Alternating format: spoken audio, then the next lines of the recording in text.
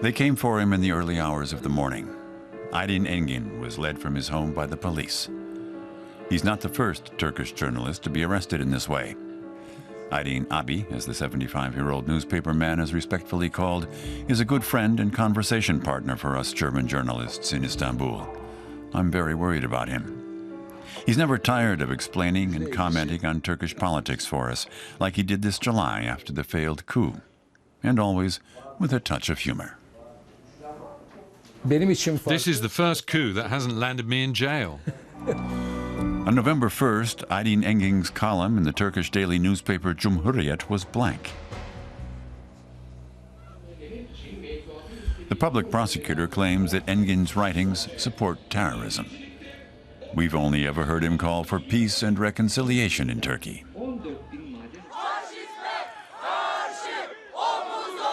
I encounter an angry crowd in front of Cumhuriyet's building. Engin was one of 13 leading journalists for the paper who were arrested. Every day, innocent people are thrown in jail. Enough is enough. Cumhuriyet is one of the last Turkish newspapers that criticizes Erdogan's government. Supporters guard the entrance day and night to discourage the police from arresting even more of the staff. This is the office where Engin writes his columns. He's been writing for Cumhuriyet for 25 years, though there have been interruptions. The remaining editorial staff is working on a new edition in the next room. The mood is glum, and the police are waiting outside. Not far away, I meet up with Engin's wife, Oya Bardar, and we wonder what we can do for him. Bardar is known beyond Turkey's boundaries as an author. Her novels have been translated into German and into English. We browse through the bookshelves. I'm currently working on a novel, but I'm so preoccupied with worry that I can't write a single line. The couple has braved hard times together.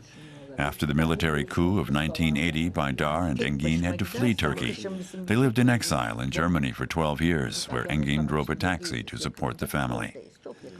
Now the political situation in Turkey is similar to the way it was back then. I have German as well as Turkish citizenship, but go into exile again? At our age, we'd rather go to prison. Life on the streets of Istanbul goes on as usual, but the country is being put to the test.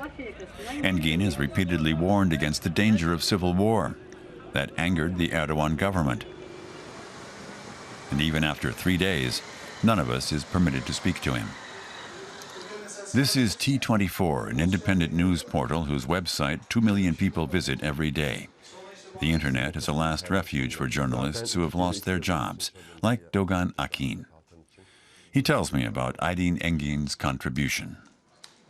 He is a perfectionist when it comes to language. He double-checks everything before it's published. We've all learned a lot from him. I've never met anyone with such firm convictions. That will give him the strength to get through this arrest. This is the notorious police headquarters of Istanbul. Engin and his colleagues are being held here in the anti-terrorism section. Finally, after 5 days, we get good news. Engin is being released due to his age and the state of his health. I was treated decently, but I've never seen such a trumped-up indictment. We will not bow to this pressure. The next morning, I meet with Engin at Cumhuriyet's office. He has to stand in for editor-in-chief Murat Sabuncu, who's still in jail.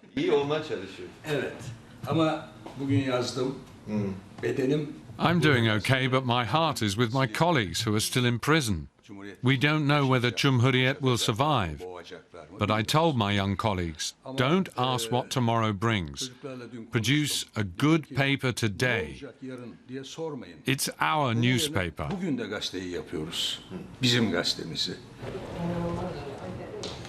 That's all the time he has for me.